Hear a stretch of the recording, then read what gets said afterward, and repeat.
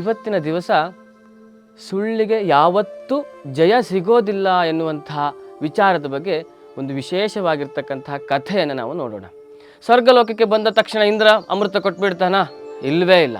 ಇಬ್ಬರ ಮಧ್ಯೆ ಘೋರವಾಗಿರ್ತಕ್ಕಂಥ ಯುದ್ಧ ಆಗತ್ತೆ. ಆಗ ಆ ಇಂದ್ರ ಗರುಡನ ಪರಾಕ್ರಮವನ್ನು ನೋಡಿ ಮೆಚ್ಚುತ್ತಾನೆ.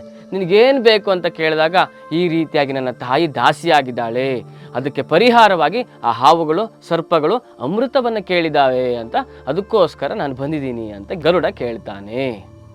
ಆಯಿತು ಇಂದ್ರ, ಸರಿ ನೀನು ತಗೊಂಡು ಹೋಗ್ಬೋ, ಆದರೆ ಅಲ್ಲಿ ಇಟ್ಟು ಬಾ, ಮಿಕ್ಕಿದ್ದನ್ನು ನಾನು ನೋಡ್ಕೊಳ್ತೀನಿ ಅಂತ ಹೇಳಿ ಆ ಇಂದ್ರ ಗರುಡನಿಗೆ ಆಜ್ಞೆಯನ್ನು ಮಾಡ್ತಾನೆ. ಸರಿ ಅಂತ ಹೇಳಿ ಆ ಅಮೃತದ ಭಾಂಡಾರವನ್ನು ತೆಗೆದುಕೊಂಡು ಸೀದಾ ನೇರವಾಗಿ ಧರೆಗೆ ಬರ್ತಾನೆ.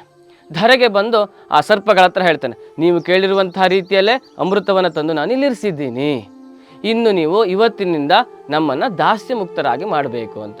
ಆಯಿತು, ಸರ್ಪಗಳಿಗೂ ಖುಷಿ, ಯಾರಿಗೂ ಸಂತೋಷ ಆಗೋದಿಲ್ಲ? ಮರಣವೇ ಬಾರದಂತಹ ಅಮೃತ ಸಿಕ್ಕಿದೆ ಅಂದರೆ ಎಲ್ಲರಿಗೂ ಸಂತೋಷನೇ. ಹಾಗಾಗಿ ಸರ್ಪಗಳು ಕೂಡ ಸಂತೋಷದಿಂದ ಆಯ್ತಪ್ಪ ಇವತ್ತಿನಿಂದ ನೀನು ದಾಸ ಮುಕ್ತ ಅಂತ ಹೇಳಿಬಿಟ್ಟು ಸ್ನಾನ ಮಾಡಿಬಿಟ್ಟು ಅಮೃತವನ್ನು ಕುಡಿಯೋಣ ಅಂತ ಹೇಳಿ ಎಲ್ಲರೂ ನದಿಗೆ ಹೋಗ್ತಾರೆ, ಹಾವುಗಳೆಲ್ಲ. ಸನಾತನ ಸಂಸ್ಕೃತಿ, ಹಿಂದೂ ಧರ್ಮ, ಸಂಪೂರ್ಣ ಹಿಂದೂ ಧರ್ಮದ ಕುರಿತಾಗಿ ಧರ್ಮವಾಹಿನಿ ಚಾನಲ್ ವೀಕ್ಷಣೆ ಮಾಡಿ, ಸಬ್ಸ್ಕ್ರೈಬ್ ಮಾಡಿ, ಸಪೋರ್ಟ್ ಮಾಡಿ.